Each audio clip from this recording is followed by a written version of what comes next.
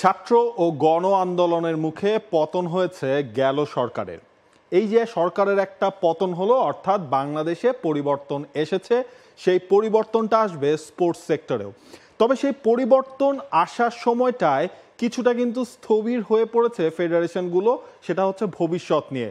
দৈনন্দিন কার্যক্রম চলছে, তবে ভবিষ্যৎটা কি হবে বা ভবিষ্যতের যে প্ল্যানিংটা এতদিন ছিল সেটাতে কিভাবে কতটুকু পরিবর্তন করতে হবে সেটা নিয়ে এখন চিন্তায় ফেডারেশনের কর্মকর্তারা। বাংলাদেশের ঘরোয়া ফুটবলের ভবিষ্যৎটা আসলে কি, অর্থাৎ পার্টিকুলারলি বললে বাংলাদেশের যে নতুন যে ফুটবল মৌসুমটা আসছে 2024-25 ফুটবল মৌসুম, সেখানে কি প্ল্যান ছিল সেই প্ল্যানটা সরে এখন আসলে কি করতে হবে সেটা শুরুতেই জানিয়ে রাখছি একটা নতুন খবর।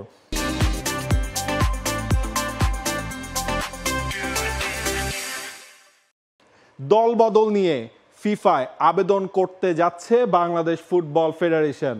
দল বদলের যেই সময়টা ছিল, অর্থাৎ নতুন মৌসুম 2024-25-এর জন্য দল বদলের সময়সীমা যদি যেটা ছিল সেটা আমরা যদি দেখি 1 জুন, অর্থাৎ 1 জুন থেকে, এই বছরের 1 জুন থেকে শুরু হয়েছিল ফুটবলের ক্লাবগুলোর দল বদল। অর্থাৎ নতুন সিজনে ক্লাবগুলোকে কবের মধ্যে সব লোকাল এবং ফরেন ফুটবলারকে নিজেদের ক্লাবে সাইন করাতে হবে। সেই দল বদলের শেষ সময় ছিল 19 আগস্ট, অর্থাৎ আর 10 দিনের মতো সময় বাকি আছে ফাইনাল দল বদলের জন্য।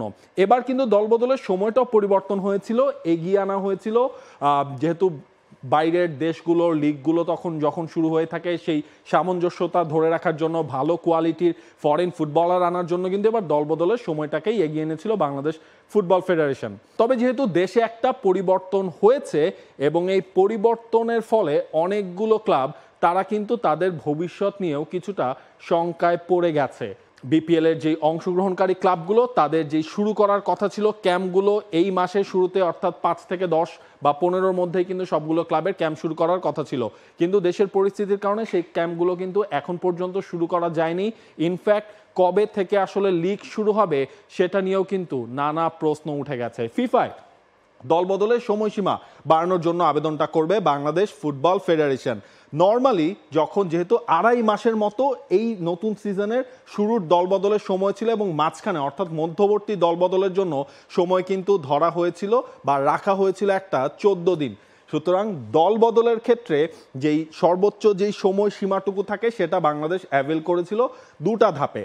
এখন যেহেতু এই সময়ের মধ্যে, অর্থাৎ 19 আগস্টের মধ্যে বাংলাদেশ ফুটবল ফেডারেশন অনেকগুলো ক্লাবের কাছ থেকেই বা দেশের সাম্প্রতিক এই সিচুয়েশন বিবেচনা করে অনেকগুলো ক্লাবে কিন্তু সেই দলবদলটার মধ্যে তারা কিভাবে কি সম্পন্ন করবে সেটা নিয়ে কিন্তু চিন্তায় পড়ে গেছে। সুতরাং বাংলাদেশ ফুটবল ফেডারেশন ফিফাকে চিঠি লিখবে এই 10 দিন এবং মাঝখানের যেই মিড উইন্ডোর যে ট্রান্সফার ব্রেকটা রয়েছে সেই 14 দিনের দলবদল একসাথে করে সেটাকে একটু লম্বা করা যায় কিনা, অর্থাৎ দল বদলের নতুন তারিখ আসছে সেটা আমরা ধরে নিতে পারি।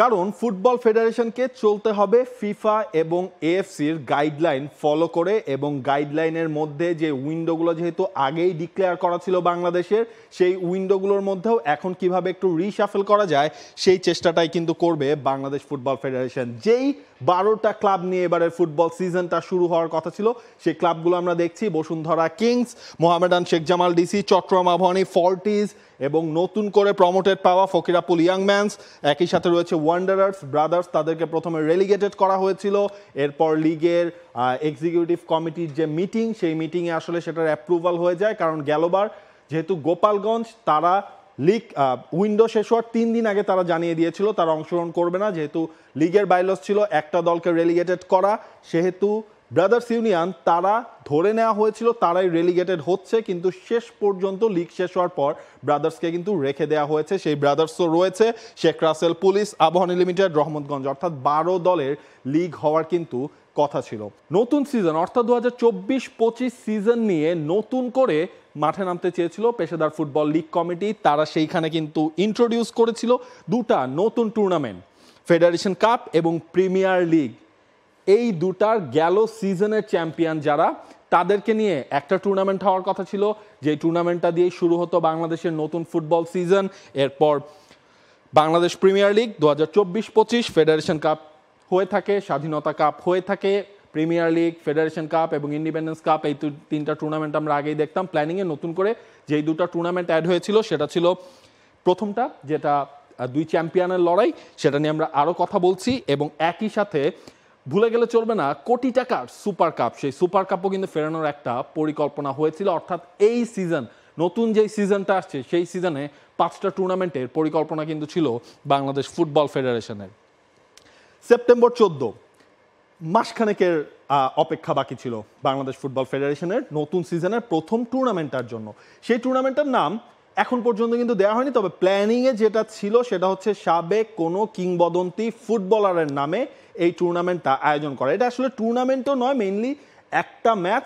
সেটা হচ্ছে বাইরের কান্ট্রিতে আমরা যেটা দেখি কোপা দেল রে, বাইরের কান্ট্রিতে ইংল্যান্ডে যেটা আমরা দেখি এফএ কাপ, সেই এফএ কাপ কোপা দেল রের মতো বাংলাদেশেও যেহেতু গেলবারে লিগ চ্যাম্পিয়ন ছিল বসুন্ধরা কিংস, ফেডারেশন কাপ চ্যাম্পিয়নও তারা হয়েছিল, তবে ফেডারেশন কাপের রানার্স আপ যারা, সেই মোহামেডানকে কিন্তু এখানে একটা কম্পিটিশনের সুযোগ করে দেয়া হয়েছিল। অর্থাৎ বাইরের কান্ট্রির সাথে শুধু সময়েই আসলে এক করা হয়নি, সেই টুর্নামেন্টের ধাঁচগুলোও কিন্তু বাড়ানো হয়েছিল, যেটার প্রথম উদাহরণ হতে পারত এই টুর্নামেন্টটা বা এই ম্যাচটা, এই ট্রফিটা। সেপ্টেম্বর 2017 ফেডারেশন কাপ মাঠে নামানোর কথা ছিল এবং সেখানে অ্যাজ ইউজুয়াল যতগুলো প্রিমিয়ার লিগে খেলবে যেই দলগুলো, সেই 12 দলের অংশগ্রহণে ফেডারেশন কাপ সেটা হওয়ার কথা ছিল। এখন সেই ফেডারেশন কাপও কিন্তু রয়ে গেল প্রশ্নের মুখে, কবে সেটা শুরু করা যাবে সেই চিন্তায় কিন্তু রয়েছে সবাই। 20 সেপ্টেম্বর 2024 থেকে এপ্রিল 2025 বাংলাদেশ প্রিমিয়ার লিগ 2024-25-এর যে টার্গেটটা ছিল 12টা দল, সবগুলো ম্যাচ এই সেপ্টেম্বর থেকে এপ্রিলের মধ্যেই শেষ করার টার্গেটটা কিন্তু বাংলাদেশ ফুটবল ফেডারেশন তারা নিয়ে রেখেছিল।